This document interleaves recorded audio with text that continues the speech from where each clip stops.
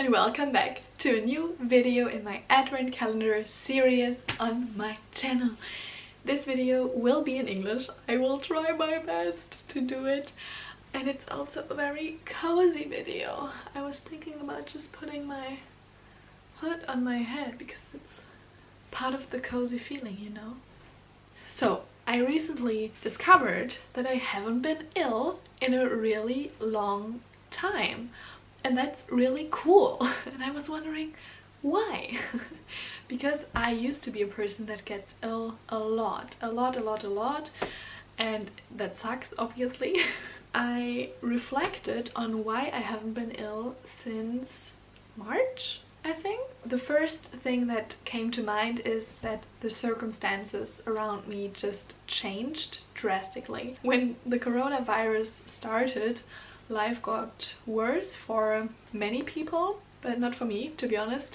It didn't have anything to do with the virus. It had to do with me quitting a job and taking care of myself. I had a job in a PR agency in the beginning of the year, and it was a really interesting or rewarding experience, but I also learned that job is just not for me. I was stressed out a lot during that time, so at one point I decided I have to quit that job to get healthy again, to feel well again, mentally and physically. I finally went to the doctor. She told me to stay at home for a while, and that helped me so much. So the first thing I learned is go to the doctor regularly and go to the doctor early enough, because if you feel like you're getting ill mentally or physically, if something's just not quite right, go to the doctor right away,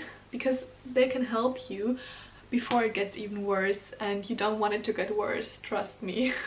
I've been there. I couldn't recover because I kept working and I didn't go to the doctor, and everything kept being stressful. If I stayed home, I only stayed home for like 1 or 2 days, and that was just not enough to recover properly. So after I went to the doctor, I stayed home for 2 weeks or something to fully recover and to find out what I actually want, what my body needs, what my mind needs. And I realized I have to quit the job and to find something else that serves me more. What I took from that is it's so much more important that you feel well over earning money, because I earned well. I earned really well at that job, but it's just not worth it to earn a lot when it makes you ill. I don't want to say that job made me ill. It's just, as I said earlier, it was just not the job for me personally. So, because I don't want to throw any shade on the company or anything, that's not what that was about. So yeah, that was the first big thing. Maybe there's some kind of life change that has to happen in your life to fully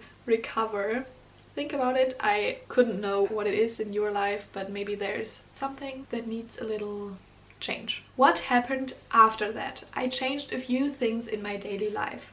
First thing, daily yoga and meditation. I always meditated in the evening to fall asleep, and sleep is the other big thing. I had to make sure I get enough sleep and enough self-care time. When I was a teenager, I didn't sleep at all. At least it feels like that. I sometimes only slept 3 hours a night and went to school or not the next day. It's just ridiculous, and maybe my teenage body was somehow able to cope with that, but I am not able to do that anymore, and I'm only 20 years old, but my body just needs sleep, otherwise I will get 80 years old when I'm only 22, and I don't want that. I admire old people that are still so fit and in the middle of life when they're 80 or 90 years old, and I want to be like that when I get older, and I feel like I really have to take care of my body to reach that goal. I need to remember breathing while I film this and to drink enough water. So yeah, morning yoga, meditation in the evening or even during the day helped my nerves to calm down, my body to stretch and feel way better. And if it's just 10 minutes a day, it's better than nothing. Don't even go to that point where you think, if I can only do 10 minutes, I could also do nothing. No, no, no. Do those 10 minutes. They might change your life if you do it every day. At least for me. that's what happened. Maybe you could join a community of people that do yoga together every morning. I really enjoy the challenges of Yoga with Adrian or Yoga with Cassandra. I will link the challenges and the stuff I do down below. For meditation, I can really recommend the app Calm. I even have the paid version, but you could just try the standard version. I used that for quite a while, and then I noticed it helps me a lot to meditate every day. Then I put some money into it, and now I have the full version. This is not paid advertisement or anything. I'm just recommending what helps me personally. For everybody that speaks German, I can also recommend the meditation series of Daria in her podcast A Mindful Mess. She has some English podcast episodes as well, and I highly recommend everything she does. I also wanted to bring some awareness to the hours you sleep at night and from what time to what time you sleep. I noticed, and I also heard that before, but I tried it out for myself. When you go to sleep before midnight, for me personally, it makes me feel so much more awake rather than going to sleep at 2 a.m. and sleeping till midday. I might get the same amount of sleep, but I just don't feel the same way. I can't really describe it, but try going to bed before midnight and then sleeping as long as you need to. For some people it works not to set an alarm and just sleep as long as their body needs it. For me, I wake up after 8.5 hours most of the time, but I also have a few friends that told me they won't wake up if they don't set an alarm, so they will just sleep for 12 hours or more every day, every night. Just try to find out how much sleep your body actually needs and try to actually get that sleep before midnight. If you can't fall asleep, I can highly recommend ASMR videos or just ASMR sounds if you don't want the screen in front of your face, and meditation. The next thing I recently tried, I got the idea from Jacko Busch, that's also in German, but I will link it in the description box, taking cold showers. I don't shower cold completely, I just don't like it. I like to have a nice and warm shower, but at the end of my shower I will get my hair under freezing cold water, which makes it more shiny and nice, and I will also get my body under the cold water for a minute maybe. It always feels very long, but it's quite short. And then I will get into warm water again and then get out of the shower. And I feel like that's somehow good for my immune system. So maybe that helps you too.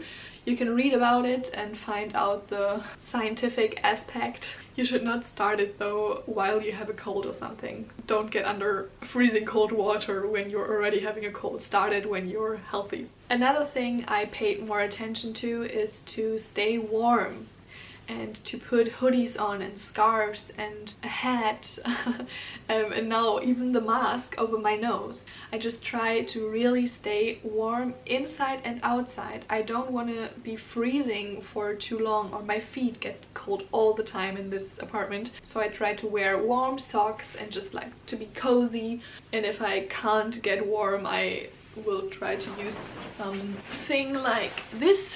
You can put it in the microwave with a glass of water so it doesn't burn, and then it will get so warm. I don't know the English word for this, but you can put it in your neck, or if you sit at the desk all day, on your lap, and my whole body will get so much warmer if I have this on my feet. In the beginning of the year I didn't pay too much attention to not getting cold.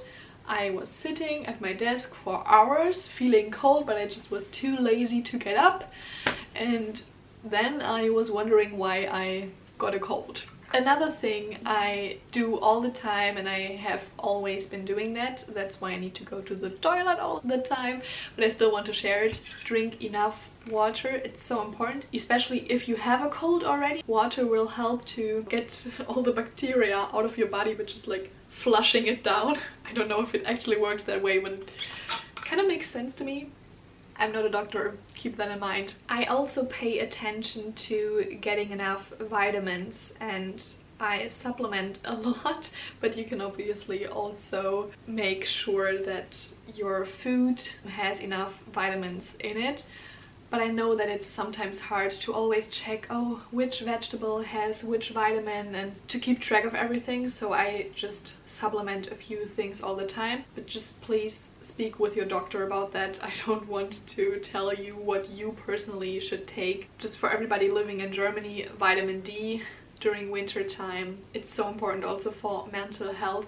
We can't get enough vitamin D in German winter. It's just too dark outside and the sun won't get to us. And then especially for people wearing makeup or just like their masks in their face, like this tiny part of your skin will be exposed to the sun. How could you ever get enough vitamin D? Even if you go outside, and most of us stay inside a lot, so just make sure you get enough vitamin D. That's one thing I can highly recommend to everyone. I also take B12 or like a vitamin B complex because I live vegan, or at least I try. And then I have a few other things that I take because my blood test told me to. Go to the doctor regularly, do blood tests, and make sure that you get everything that you need. Just please don't randomly supplement everything, because you also don't want to over supplement. That's not the point. Last winter, friends recommended ginger and turmeric to me as well. So I try to incorporate them in everything. I put some ginger into my tea or into soup, into smoothies. I also do ginger shots. I buy them by now. I try to make them myself, but especially turmeric, it gets everywhere, and if I don't have enough time, I still want to get my ginger and turmeric shots. So I buy it, and I can really recommend it. I feel like I stay healthier. I don't know if that's actually the case, but I think it's a natural product and I love it. It tastes good too. At least I like it by now. It's a bit spicy. Talking about ginger and turmeric and like food in general, vegetables and fruit and just healthy food obviously helps your health. I don't need to tell you that, I guess, but by now I really found many recipes that I really like and then really enjoy. Eating healthy is really not that much of a problem for me. It never was, because I kind of enjoy healthy food. Also, when going vegan, most people are also trying to live a more conscious life, or at least for me that was the case.